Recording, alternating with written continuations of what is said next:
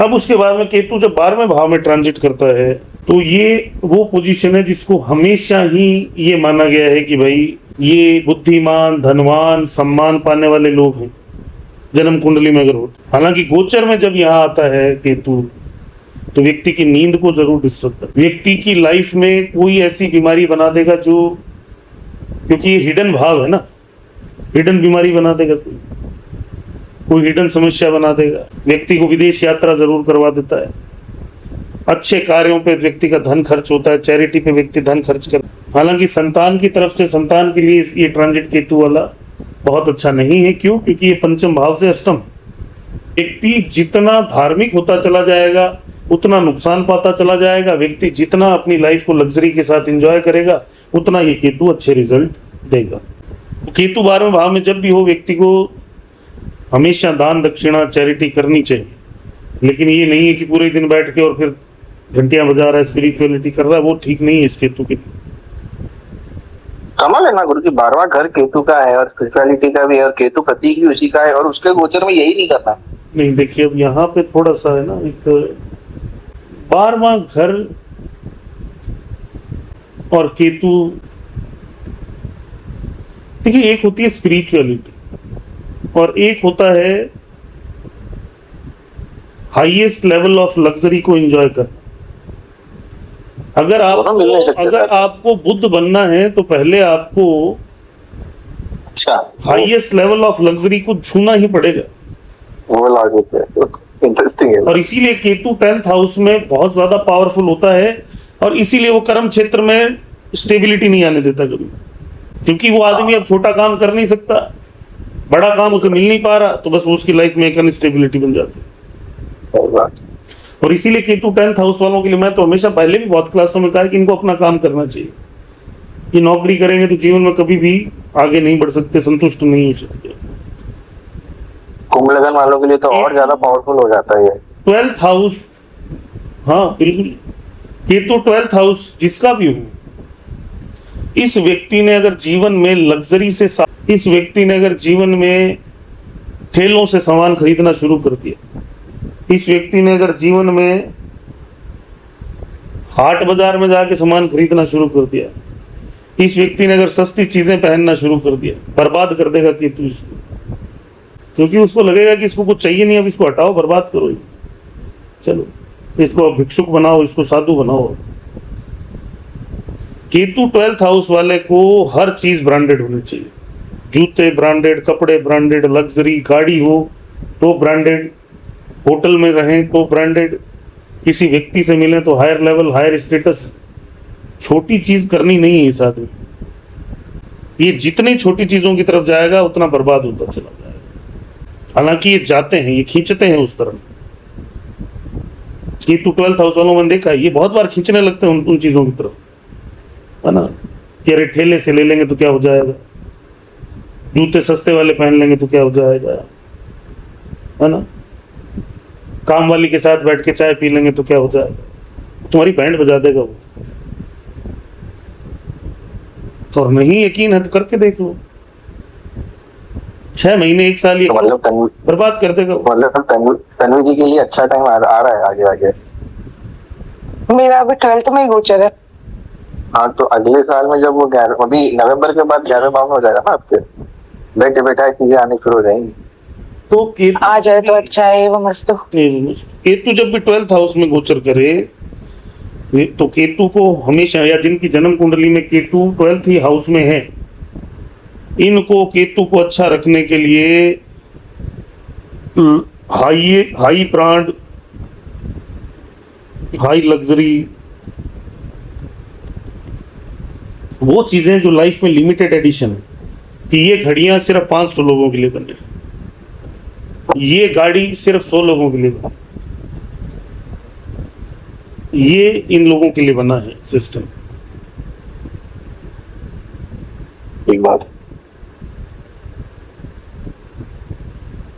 और जन्म कुंडली में जिसका भी केतु 12th हाउस में हो, अपनी इनकम का कुछ ना कुछ हिस्सा चैरिटी करते रहना चाहिए, क्योंकि वो इनके लिए बहुत जरूरी होता है। उससे फालतू फंड के पैसे इनके लिटिगेशंस में, लीगल प्रॉब्लम्स में, हॉस्पिटलाइजेशन में नहीं लगते। है ना।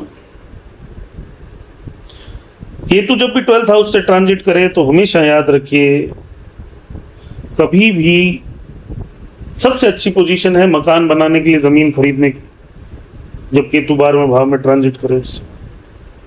लेकिन जमीन खरीदें तो थोड़ा ध्यान रखें, डॉक्यूमेंट ढंग से चेक करें,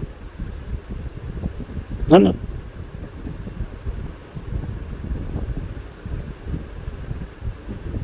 मामा हूं, ताए हूं, पिता के बड़े भाई हूं, जीवन में घर में बड़े जेठ हूं, कोई ससुर जी के बड़े भाई हूं, इन लोगों का सहयोग लाइफ में कभी नहीं होता। केतु 12th हाउस को हमेशा याद रखना चाहिए। केतु 12th हाउस का सहारा सिर्फ और सिर्फ एक ही व्यक्ति है, और वो है इसका अपना बेटा। हमेशा याद रखिए, एंड में वही काम आएगा और कोई काम नहीं आएगा, चाहे वो भाई हो, ताऊ हो, मामा हो, कोई। हालांकि केतु 12th हाउस वालों को अपने भाई से बड़ा लगाव, पर एंड में या जीवन में कभी ना कभी एक बार वो भाई या वो मामा इन्हें ऐसा धोखा देते हैं या ऐसा कष्ट देते हैं कि जिसमें जीवन भर ये उस बात को सोचते रहते हैं। हमेशा याद रखिए।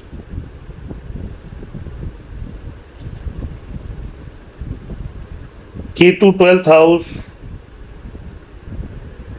कभी भी किसी डॉग को, किसी निसंतान दंपति को कष्ट नहीं देना। विदेश की यात्राएं करना बहुत अच्छा है, विदेश जाना बहुत अच्छा है, पुत्र के साथ प्रेम रखना बहुत ही अच्छा, पुत्र की सेवा, पुत्र का साथ हमेशा रखना चाहिए, ये इस केतु के लिए बहुत अच्छा है। तो केतु जब भी 12वें भाव में गोचर करें तो इनमें से जो जो बातें आपको अच्छी लगे वो करनी चाहिए। और केतु जिसका भी 12वें भाव में गोचर करे, करने वाला हो, वो अपने गुरु का, जितना गुरु को गाड़ी गिफ्ट दे देना। तो जब भी केतु के ये गोचर हो तो हमेशा ध्यान रखना चाहिए। जरूर गुरुजी, याद रखूंगा, अच्छे से याद रखूंगा, है ना। देखिए, केतु जब भी कुंडली में बलवान हो ना, चाहे वो 12वें भाव में तो चलो है ही है, वैसे जन्म कुंडली में अगर केतु बलवान, कभी भी छोटी चीजों की तरफ मत जाइए, छोटे लोगों की तरफ मत जाइए, आप अपने आप को बर्बाद कर लेंगे। क्योंकि केतु को निचला लेवल पसंद ही नहीं है ना। केतु को पसंद है बुर्ज खलीफा, है ना। केतु है हाइट, उच्चता है। तो जितने हायर लेवल पे आप रहेंगे उतना आपके लिए बेटर है। आप बिल्डिंग में हैं तो सबसे टॉप फ्लोर पे रहिए, आप ऑफिस बना रहे हैं तो बनाइए एकदम टॉप फ्लोर पे,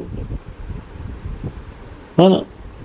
खुद को हमेशा एक्सॉल्ट रखिए, कपड़े पहनिए तो महंगे ब्रांड के, लग्जरी, गाड़ी हो तो लग्जरी, जूते हो तो लग्जरी, घड़ी हो तो लग्जरी। ये हाट में जाना, सेलों में जाना, ये सब चीजें इनके लिए नहीं है। वीनस केतु का कॉम्बिनेशन कुंडलियों में, अब यहाँ पे ध्यान से समझने वाली बात, गुरु केतु का कॉम्बिनेशन ज्ञान और अध्यात्म के लिए सबसे अच्छा कॉम्बिनेशन। गुरु केतु के कॉम्बिनेशन वाले लोग होते भी बहुत शानदार लोग हैं, बहुत अच्छे दिल के, अच्छे विचारों के, हमेशा दूसरों का साथ देने वाले, अपने से बड़ों की, गुरुओं की सेवा करने वाले, हालांकि डाउट में रहने वाले लोग, हमेशा खुद पे डाउट करते हैं। शुक्र केतु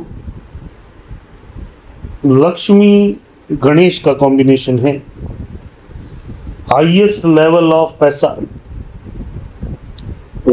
अमीरियत, अमीरियत है ये, अमीरियत, है ना। ऐशो आराम, अय्याशी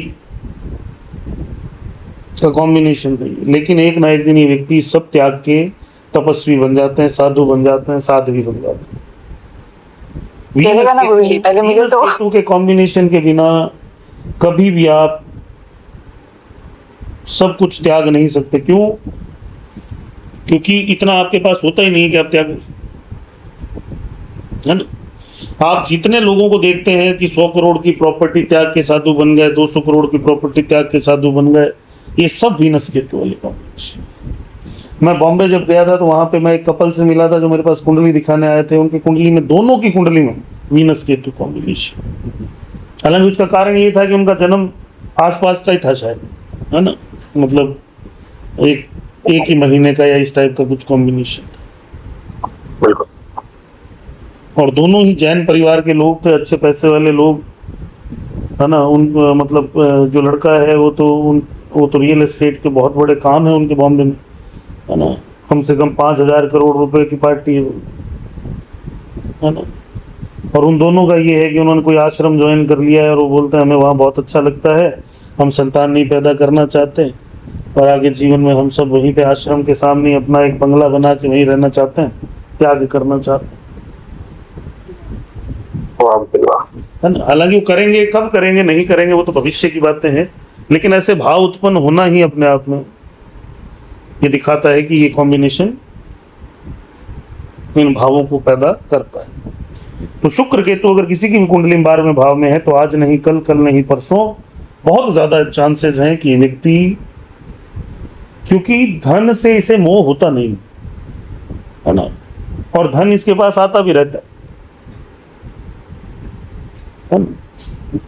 धन आता भी रहता है और धन से इसे मोह भी नहीं होता, और ये पैसा कमा भी लेते हैं, पैसा इनके पास आ भी जाता है, रिच बन भी जाते हैं, लेकिन एक ना एक दिन ये सब कुछ त्याग देते हैं।